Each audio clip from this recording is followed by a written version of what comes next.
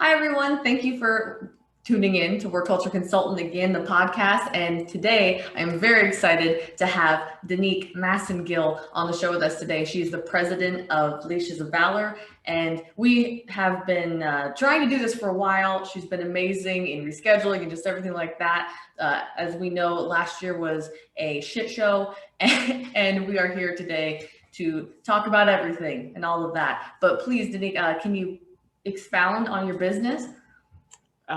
First of all, so excited to finally actually be doing this with you. We've been social media connected for a long time, and totally dig your brand and what you stand for, and thus how we got connected here.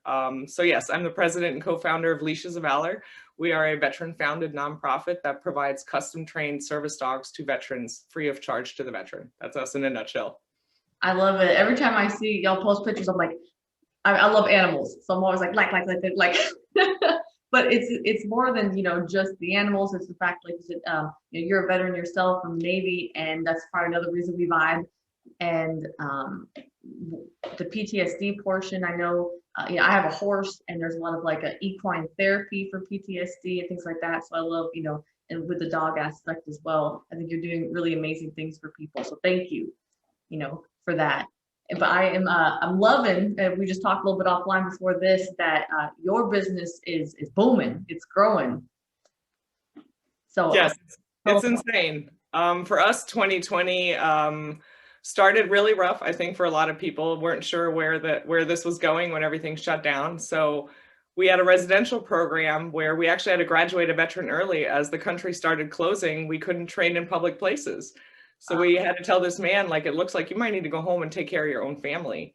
So we had to shorten the program in half. So this Marine had to drink from a fire hose. Wow. And then for, I think, 57 days, we didn't get a single donation. Not a single penny came in as the country shut down. So I wasn't sure if we were going to make it. But thankfully, there are industries that were actually growing during the pandemic, including, for example, the mortgage industry. So one of our donors realized, that organizations like us are suffering, and actually increased his donations, and that was our Hail Mary. Wow. So end of 2020 and actually ended up being our best year, and we've, I think, doubled or almost tripled our team, tripled our revenue, and started 2021 with $1 million commitment for new construction and expansion. So it's been really phenomenal for us.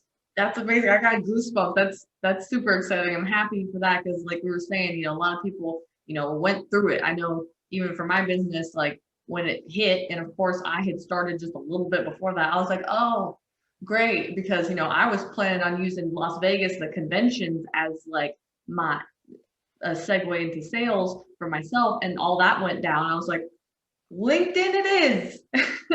So pivoting, absolutely. Pivoting was crucial. We ended up having to reschedule a warrior and had to wash out a dog. So I sold the dog to a hospital to get us through with the funds, because it basically recuperated what I invested in the animal. So it was just a pivot that wasn't in our mission statement, but 2020 required, I think, quick action and quick decisions on where we're going and how we're going to survive. And that was just one of the choices we made as a team. And it played out really well for us. Awesome. So speaking of mission statement and values, off the top, and I know I'm kind of like asking out of nowhere, but like, what are your guys' values? Honestly, we're one of those companies that probably should get our shit together and actually have those written out. But company culture is something that always comes up at our meetings, and something we really hire for and fire for, honestly. So you have to be a company culture fit before I ever look at your resume or care that you have a degree in anything. I can train people on a lot of things, but if you're not adding to the team dynamic, we're not going to be successful, and I'm not going to put that roadblock in something that seems to be working and growing so well at this point. Absolutely. And I'm glad that you said that. It's more important to have someone fit in with the vibe of your culture than just some degree. We know that doesn't really mean much anymore. And I'm really happy to start seeing that it's more about the person than it is a random degree. Like, I'm really happy to just see that's changing in industry wide, everybody. So me and you have some background in our military experiences with culture, and I know that we both care about having a healthy culture that keeps people safe. And so, can you speak a little about that? Maybe how you have done that for your business and your people? I think a big thing for me, I've had to grow a lot in my role, coming from, basically the E5 mafia, to running a company and being in meetings with people that I used to salute. So there was some personal growth and overcoming old hurdles, because I had a very shitty chain of command and leadership environment. So I also didn't have good examples, or not many. Yeah. So basically teaching yourself the opposite of what I witnessed. So being safe to speak your mind, I think, is a really big thing in our company culture and our organization. We're extremely respectful of mental health, and almost like remote working, like making sure it just fits for the person, just because there's so many other barriers to a healthy work environment. So for people, daycare shit the bed this last year for so many. So just being adaptable, I think, is something I find very important, to look at the whole picture of someone. And I follow a lot of your stuff. So I think some of the things, and I don't know if it was on one of your posts, it was regarding like when people thrive in their working hours. So respecting, I don't know if it's called clusters, but a lot of our team is an early morning team, 5 a.m. Oh, So you're not going to reach us at 4 p.m., but you can definitely get shit done at 5 a.m. And just respecting that during the day they're with their kids, but from 5 to 9, they're mine. And that works fantastic for all of us. So we just do a more individual, collaborative approach, instead of a cookie cutter description. And if you don't fit that, you don't fit here. right.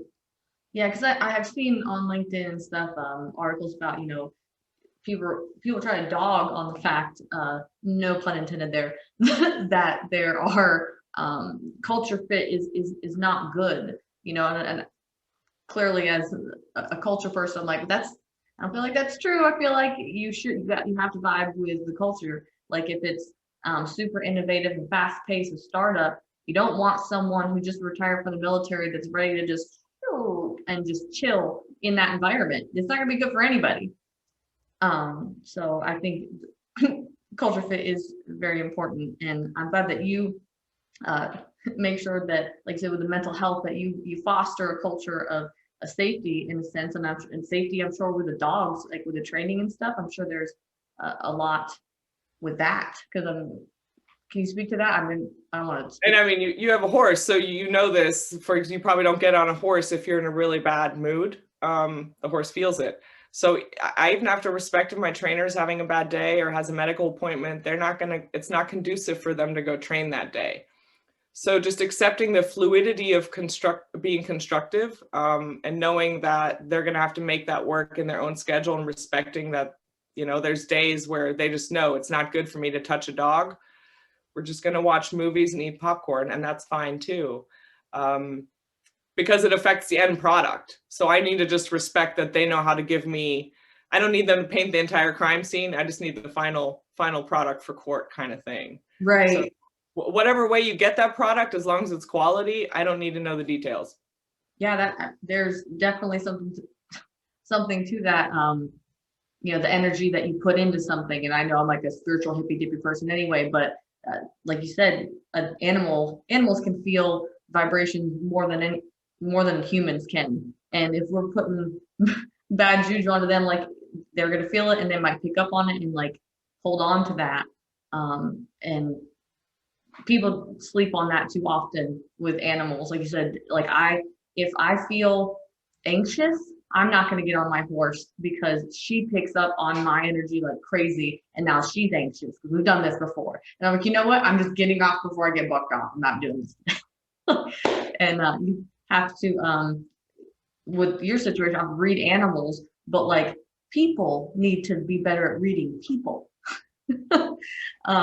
And I think it's awesome that you give your people an environment where, like you said, like if they're having an off day, you give them the flexibility to just take that day, not off, off, if you will, from that because you understand, like I said, it's going to affect the product long term. And I don't think there's many people who and bosses in leadership who do that. So I applaud you for that because too many people don't. Like most people are like, what's a mental health day? Or they think that it's bullshit or whatever. It's just like, no, some people really do just need a day to decompress. And I'm still trying to understand what people don't understand about that. But I think the more awareness and that we're giving mental health, the better this situation is becoming for everybody.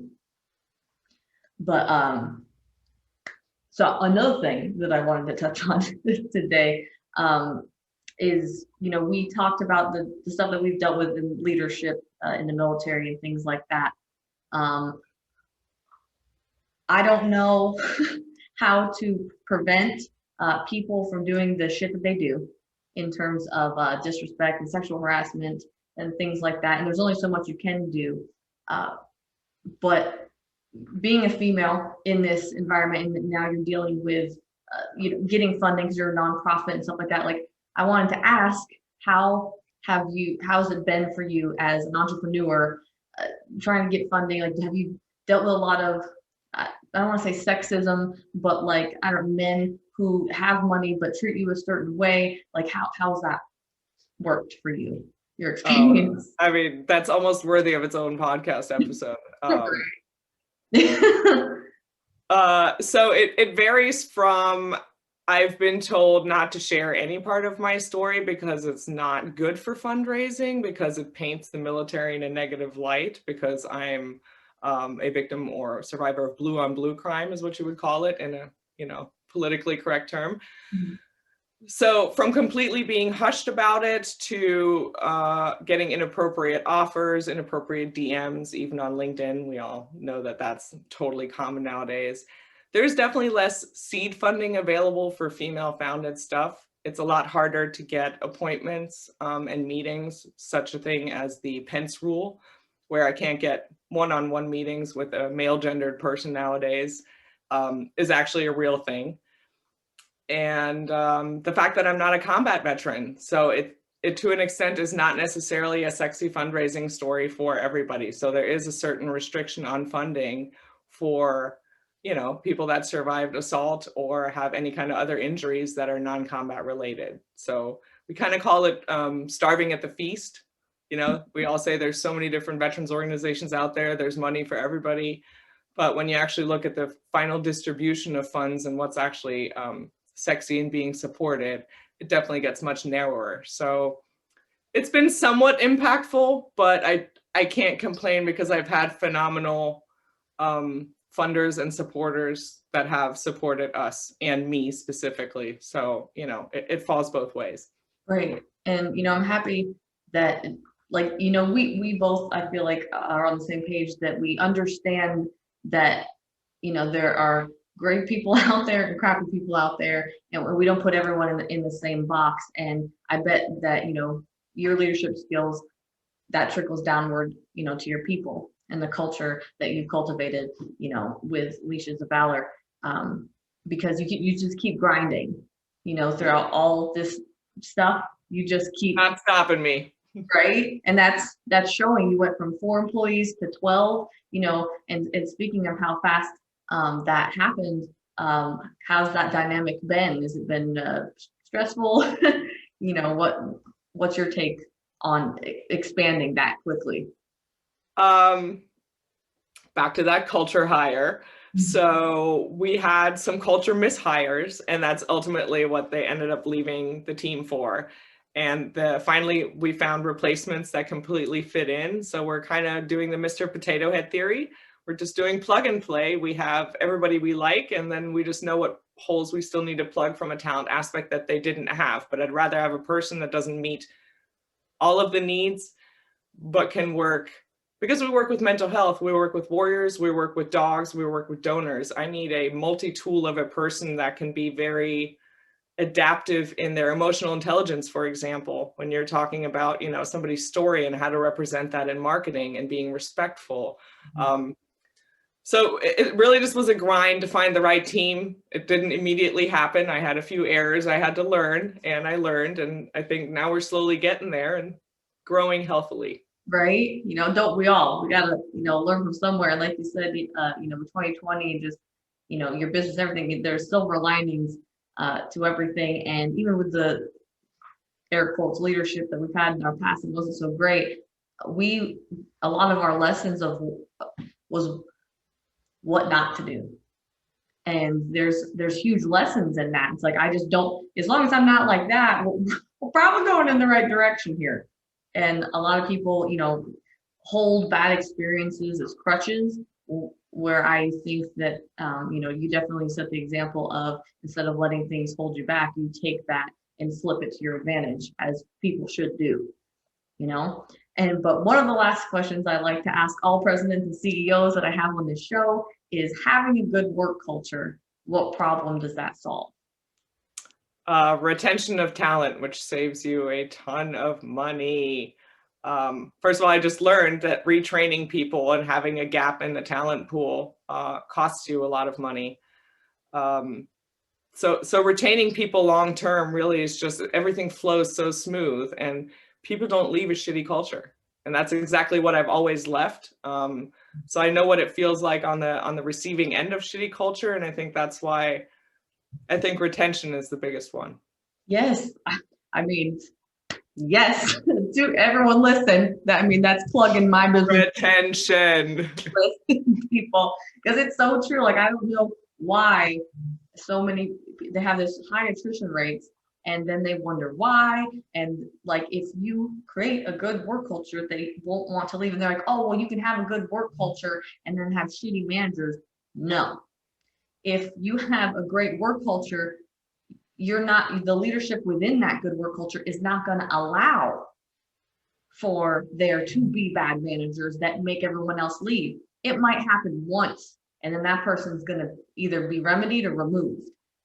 You know, that's how we lost our mishire. Is he was absolutely disrespectful to another team member, and that was like a flashback for me. I'm like, oh, this is my moment.